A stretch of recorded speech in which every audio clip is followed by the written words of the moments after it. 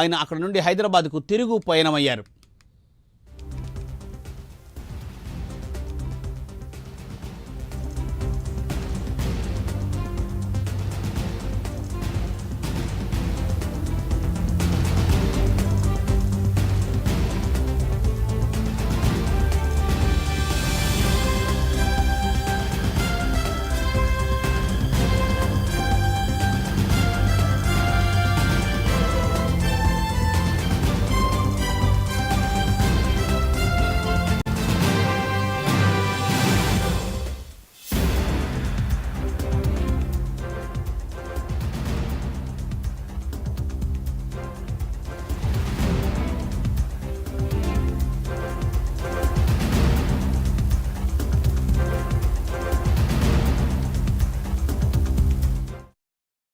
ఆ రోజు జరుగుద్దా నాకు తెలియదు, కానీ నా ప్రయత్నం నాకు చేస్తాను. ఎందుకంటే నాకు చిన్నప్పుడు టీచర్స్ నాకు నేర్పించిన పాఠాలే.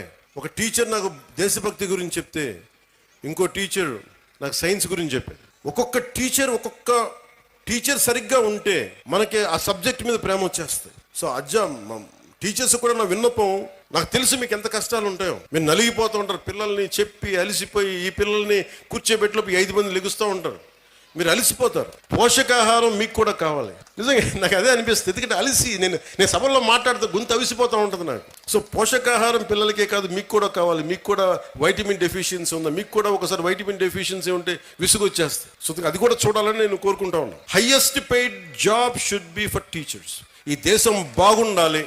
ఎందుకంటే మీరు సరైన టీచరు ఒక్కళ్ళు దొరికితే దేశం తాలూకు దిశానిర్దేశాన్ని మార్చేస్తారు. నాకు ఒక టీచర్ చెప్పాడు, ఇప్పుడు 9th 10th నాకు తెలుగు పాఠం చెప్పాడు. ఆ తెలుగు పాఠం ఒకటి దేశభక్తి గురించి చెప్పాడు, చంద్రశేఖర్ ఆజాద్ గురించి చెప్పాడు, భగత్ సింగ్ గురించి చెప్పాడు. నాకు దేశానికి ఏదైనా చెయ్యాలని ప్రేరణ కలిగింది ఒక 9th 10th ఇచ్చిన ఒక టీచర్. ప్రతి భోజన పథకాన్ని ఎలా చూస్తారు అనేది ఆవిడ ఆధ్వర్యంలో ఉంటుంది. అలాంటిది నేను ఇందాక కలెక్టర్ గారు చెప్తే నేను ఒకటే అనుకున్నాను, దీన్ని క్యాబినెట్ దృష్టికి తీసుకెళ్తాను, ముఖ్యమంత్రి గారి దృష్టికి తీసుకెళ్తాను. క్వాలిటీ ఫుడ్ ఎలా ఉంది, ఇక్కడ బాగుందా బాగలేదా. ఎందుకంటే చాలా చోట్ల మన గ్రామీణ ప్రాంతాల్లో కానీ మన విద్యార్థుల్లో కానీ బలం లేదు. శరీరంలో దేహదారుడి వయసు 14 ఏళ్ళు ఉన్నా 16 ఏళ్ళు ఉన్నా 12 ఏళ్ల పిల్లల్లాగా ఉన్నారు. వాళ్ళకి దేహదారుఢ్యం లేదంటే సరైన పోషక పదార్థాలు లేవు.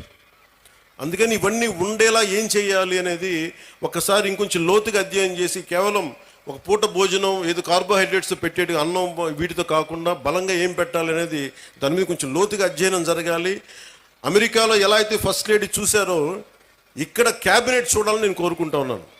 ప్రతి స్కూల్లో ఏ సందర్భంలో పోషకాహార పదార్థం ఎంత బాగుందని దీన్ని కూడా దృష్టిలో పెడతానని చెప్పి మీకు ఈ సందర్భంలో మీకు తెలియజేసుకుంటా ఉన్నాను. జగన్ ఇలాకా కడపలో డిప్యూటీ సీఎం పవన్ కళ్యాణ్ పర్యటించారు. అలాగే అక్కడ మున్సిపల్ హై స్కూల్కు ఆయన వరాల జల్లు కురిపించారు. వంటశాలను తన సొంత ఖర్చులతో నిర్మిస్తానని పవన్ కళ్యాణ్ హామీ ఇచ్చారు. అలాగే అక్కడ పిల్లలతో కలిసి మధ్యాహ్న భోజనం కూడా చేశారు పవన్ కళ్యాణ్. తిరిగి హైదరాబాద్ తిరుగు ప్రయాణమయ్యారు. దీనిపై హైదరాబాద్ నుండి హరిబాబు లైవ్లో మరింత డీటెయిల్స్ అందిస్తారు. హరిబాబు.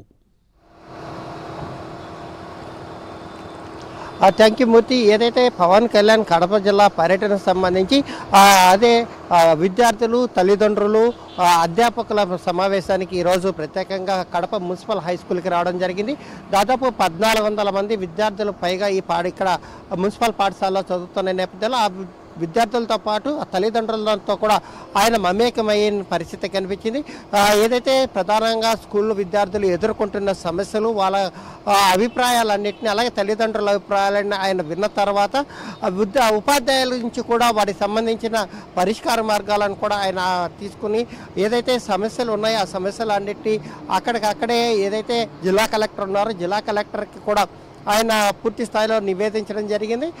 ముఖ్యంగా ఈ సమావేశంలో ఏదైతే గత ప్రభుత్వ హయాంలో పాఠశాలలన్నింటినీ మెర్జ్ చేయడం వల్ల ముఖ్యంగా విద్యార్థినులు చదువుకు దూరం అయ్యారు, దూరంగా ఉన్న పాఠశాలలకు రావాలంటే ఇబ్బందులు ఎదుర్కొంటున్నారన్న సమస్య తన దృష్టికి వచ్చిందని చెప్పిన ఆయన విద్యార్థులు అడిగిన ప్రశ్నకి సమాధానం చెప్తూ, అలాగే దీనికి సంబంధించి కూడా ఒక వాహనాన్ని ఏర్పాటు చేసే ఆలోచన తమకుందని, విద్యార్థులను ప్రభుత్వ పాఠశాలకు తీసుకొచ్చేదానికి, ఉచితంగా తీసుకొచ్చేదానికి ఎలాంటి చర్యలు చేపట్టాలి, ఒక ప్రైవేట్ స్కూల్ తరహాలో ప్రభుత్వ పాఠశాలల్లో చదివే విద్యార్థులకు కూడా ఒక ఆర్టీసీ బస్సును ఆ సమయానికి ప్రత్యేకంగా ఏర్పాటు చేస్తే ఎలా ఉంటుందన్న ఒక ఆలోచన తనకు ఉంది అన్నట్టు కూడా ఆయన సూచనప్రాయంగా చెప్పడం జరిగింది. ఈ నేపథ్యంలోనే ఏదైతే కడప జిల్లాలో ఉన్నటువంటి మూసివేసిన ప్రభుత్వ బడులు కానీ ప్రభుత్వ కార్యాలయాలన్నింటినీ కూడా వైసీపీ నాయకులు హస్తగతం చేసుకొని వాళ్ళ సొంత అవసరాలకు వాడుకుంటున్నారన్న వాదంతో ఆయన ఏకీభవిస్తూ కూడా తక్షణం వాటిలన్నింటినీ ప్రభుత్వ పాఠశాలలు కానీ జడ్పీ ఆస్తులు కానీ వీటన్నిటిని తక్షణం ప్రభుత్వం స్వాధీనం చేసుకునేందుకు కలెక్టర్కి పూర్తి స్థాయిలో పవర్స్ కూడా ఇస్తున్నట్టు చెప్పారు. మరోవైపు ఎయిర్పోర్ట్ చేరుకున్న తర్వాత పవన్ కళ్యాణ్కి దాదాపు కొంతమంది స్థానికులుగా ఉన్నటువంటి వ్యక్తులు దాదాపు 70కి పైగా మైనింగ్ సంబంధించిన వ్యవహారాలకు సంబంధించి అక్రమాలకు సంబంధించి కూడా ఫిర్యాదులను ఒక కట్టగా అందజేయడం అనేది జరిగింది. ఈ ఇంత పెద్ద ఎత్తున ఎందుకు ఇన్ని ఫిర్యాదులు ఇస్తున్నారంటే మైనింగ్ వ్యవహారాలు ఈ జిల్లాలో అత్యధికంగా జరుగుతున్నది, ఇట్లా అక్రమాలు ఎక్కువ ఉన్నాయి కాబట్టి వైసీపీ నాయకులు ఈ అక్రమాలకు పాల్పడుతున్నారంటూ కూడా వచ్చిన ఫిర్యాదుదారులు పేర్కొనడంతో ఆయన ఫిర్యాదులన్నింటినీ తీసుకుని కూడా వీటి మీద ఆలోచించి తగు నిర్ణయం తీసుకుంటానని కూడా వాళ్ళకి ఒక హామీ ఇవ్వడం జరిగింది. అటు తర్వాత పవన్ కళ్యాణ్ ఏదైతే విద్యార్థులు అలాగే తల్లిదండ్రుల నుంచి అభిప్రాయాలు స్వీకరించిన తర్వాత చాలా వాల్యుబుల్గా మెసేజ్లు ఇవ్వడం జరిగింది. తల్లిదండ్రుల ఆకాంక్షలని అభిప్రాయాలని విద్యార్థులు గౌరవించాలి, విద్యార్థుల యొక్క పరిస్థితులను స్థితిగతులను కూడా గమనిస్తూ కూడా తల్లిదండ్రులు వాళ్ళతో ఎప్పటికప్పుడు మమేకమయ్యే చర్యలు చేపట్టాలని గతంలో కడపలో ఏదైతే ఏడో తరగతి విద్యార్థి దగ్గర నుంచి డిగ్రీ వరకు గంజాయికి బానిసలయ్యారని చెప్పిన ఆరోపణలు వచ్చిన నేపథ్యంలో ఆ అంశాన్ని కూడా ప్రధానంగా ప్రస్తావిస్తూ కూడా ఆయన విద్యార్థుల్లో చెడుదారిని పట్టకుండా తల్లిదండ్రులు పూర్తిగా బాధ్యత చేపట్టాలి, అలాగే ఉపాధ్యాయులు కూడా వారి మీద ఒక కన్నేసి ఉంచి వాళ్ళ భవిష్యత్తును తీర్చిదిద్దేందుకు కూడా చర్యలు చేపట్టాలని కూడా సూచించడం జరిగింది. Murthy, thank you Haribabu, thanks for live update.